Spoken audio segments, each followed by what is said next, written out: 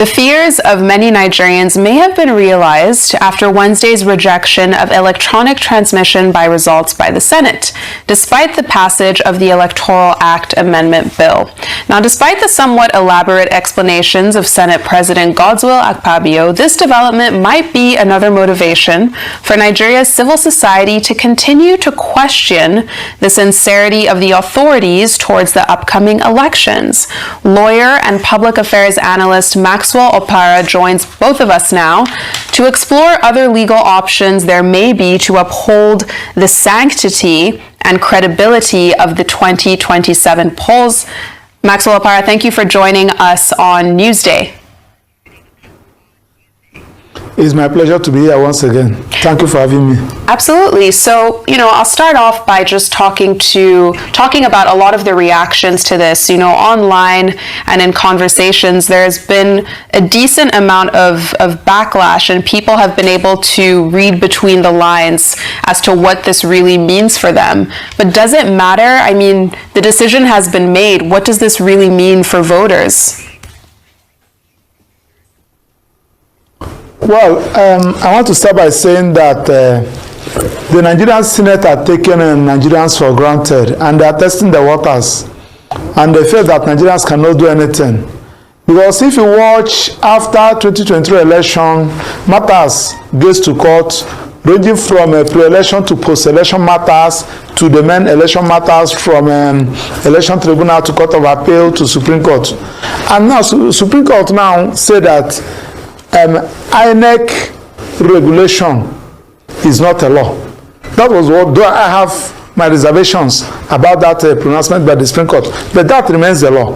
Now, it was after that when the then INEC chairman was telling us that after transmitting the result of Federal House of Rep and that of Senate, reaching that of the President, he said there is a technical hitch.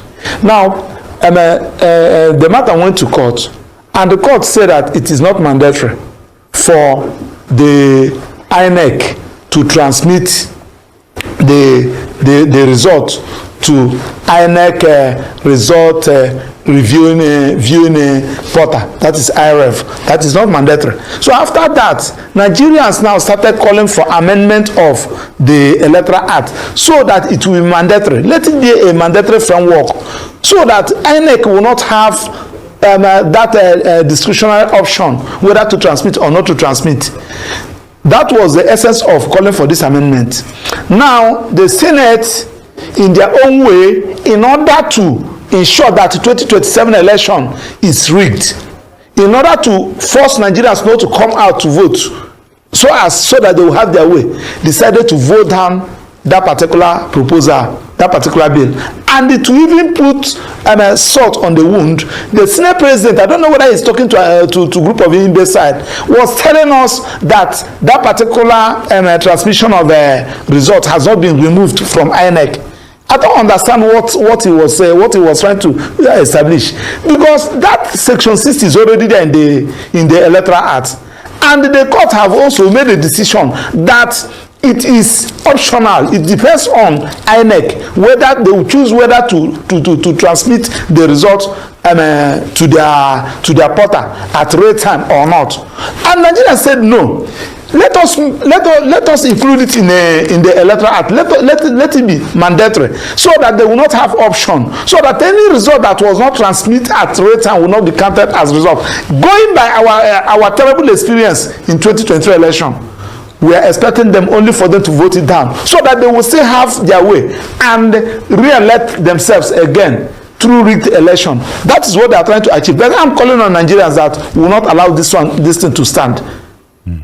All right, Dr. Opara, let's look at the other aspect of this argument. Do you think the electoral transfer of results, is it a foolproof process, to prevent the manipulation of the elections itself?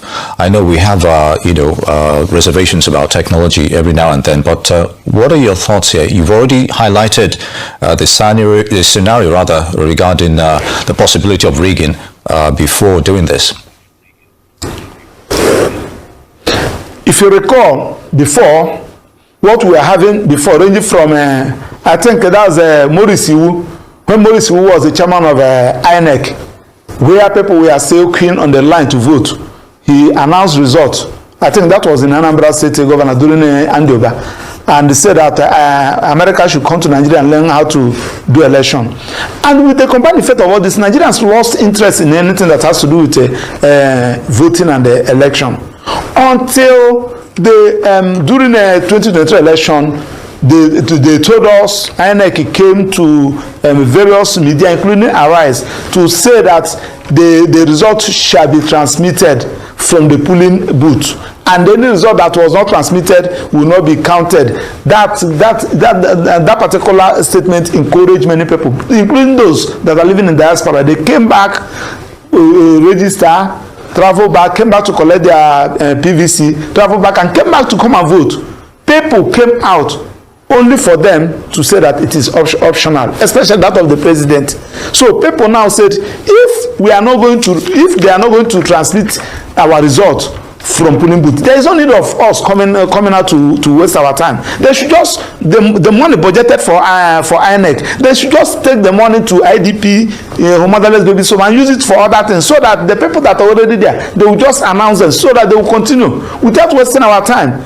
People are losing their life in the name of election. At the end of the day, what they came out to do, they will not achieve it. And you are the legal framework that's supposed to encourage people to come out, you now voted it down. And you on the Senate there, you said the Nigerians should calm down, that they have not. Are you talking to an idiot? There are people that are more intelligent than you, more educated than you. You are there by a privilege. When you are talking, you should know that people are watching you. This particular issue, that was the main reason. That was the main reason why people say that electoral act should be amended. Every other issues, we can manage it. Because if I'm sure that after voting there, you count it there, sign the form there, and they transmit it in your distance, before you even get to your house, people will know the result by themselves. So you voted it down and said that we can do whatever thing that we like, and we say it's not going to start. And that's why I'm encouraging everybody. We should engage. I've been calling most of them that I have their number.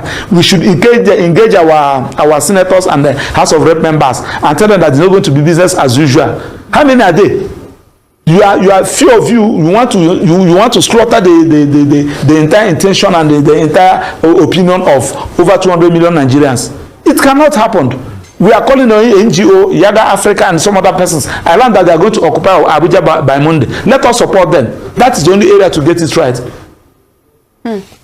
And to your point, we talked about the impact this has on voters, but what about the opposition party? I know the ADC has come out to condemn this decision. They called it a loss for democracy. What does this mean for opposition parties? I mean, how should they even think about positioning themselves with this kind of a law passed?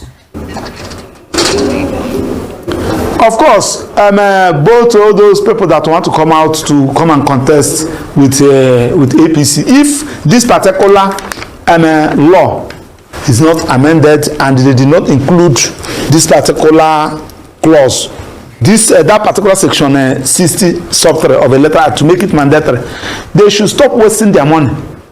It's going to be business as usual. In fact, people should not even disturb themselves coming out to vote. What are you coming out to vote for? Something that you know that is good. They are going to read. This is a arrangement telling us that 2027 election is done and dusted. So that's the reason why they are doing everything humanly possible to frustrate this particular clause. They know what they are doing. And I'm highly disappointed in the opposition in the House. They are not even making any noise. They are not even saying anything. So what do we want the opposition to do? They should come out. They should come out, protest, engage. Let us shout. Then if at the end of the day they refuse to amend it, they should stop wasting their money and disturb people. Let them just announce. Let the new INEC chairman announce them.